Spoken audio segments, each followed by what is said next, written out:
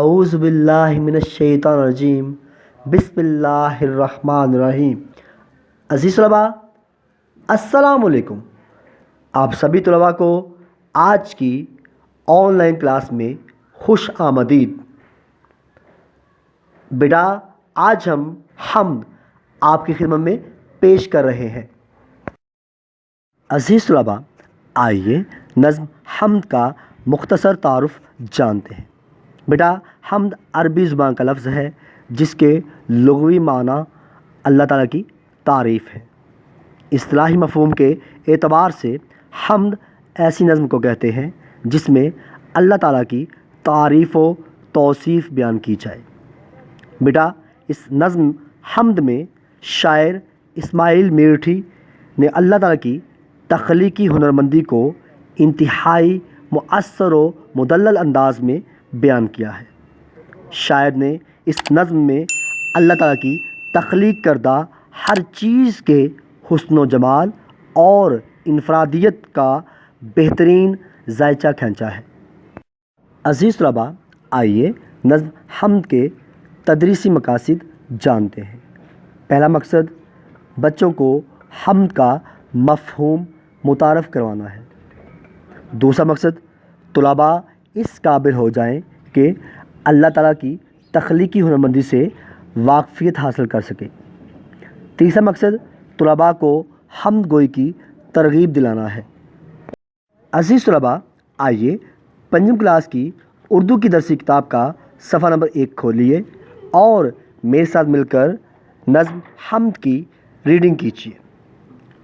جو چیز خدا نے ہے بنائی، اس میں ظاہر ہے خوش نمائی، اس کی قدرت سے پھول مہکے، پھولوں پہ پرند آ کے چہکے، تاروں بھری رات کیا بنائی، دن کو بخشی عجب صفائی، کیا دودھ سی چاندنی ہے چھٹکی، حیران ہو کر نگاہ ٹھٹکی، جاڑا گرمی بہار برسات، ہر رت میں نیا سما نئی بات، مٹی سے خدا نے باغ اگائے، باغوں میں اس نے پھل لگائے، ہر شے اس نے بنائی نادر، بے شک خدا ہے قوی و قادر۔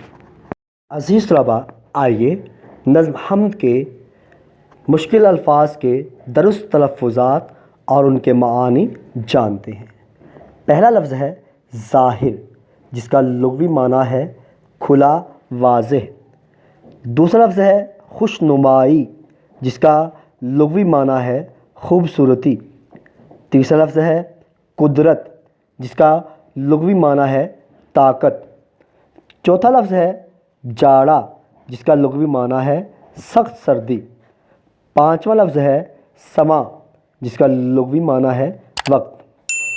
چھٹا لفظ ہے نادر، جس کا لغوی معنی ہے نایاب۔ ساتواں لفظ ہے قوی، جس کا لغوی معنی ہے مضبوط طاقتور۔ آٹھواں لفظ ہے قادر، جس کا لغوی معنی ہے قدرت رکھنے والا۔ عزیز طلباء، آئیے نظم حمد کے مشقی مختصر سوالات اور ان کے جوابات جانتے ہیں۔ پہلا سوال ہے حمد کسے کہتے ہیں؟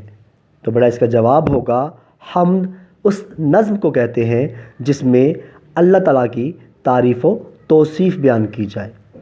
میرا دوسرا سوال ہے اس حمد کے شاعر کا نام لکھیے۔ تو بڑا اس کا جواب ہوگا حمد کے شاعر کا نام اسماعیل میرٹھی ہے۔ تیسرا سوال ہے رات کو آسمان پر کیا چمکتے ہیں؟ تو بڑا اس کا جواب ہوگا رات کو آسمان پر تارے چمکتے ہیں۔ عزیز طلباء، آج کا لیکچر اختتام پذیر ہوا۔ آج کے لیکچر میں آپ نے پڑھا، سیکھا اور جانا نظم حمد کا مختصر تعارف، تدریسی مقاصد، نظم کی ریڈنگ، مشکل الفاظ کے معانی اور مشقی سوالات کے مختصر جوابات۔ عزیز طلباء، آج کے لیکچر کے بعد آپ کا ہوم ورک کچھ اس طرح سے ہے۔ زبانی سرگرمی میں آپ نے نظم حمد کے مشکل الفاظ کے معانی یاد کرنے ہیں اور مشقی سوالات کے جوابات یاد کرنے ہیں۔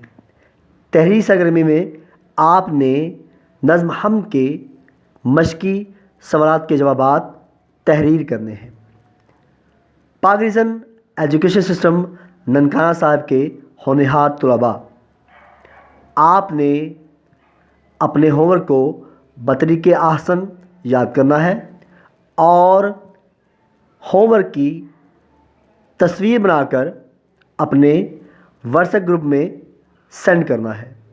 ہم آپ کے فیڈ بیک کے منتظر ہیں۔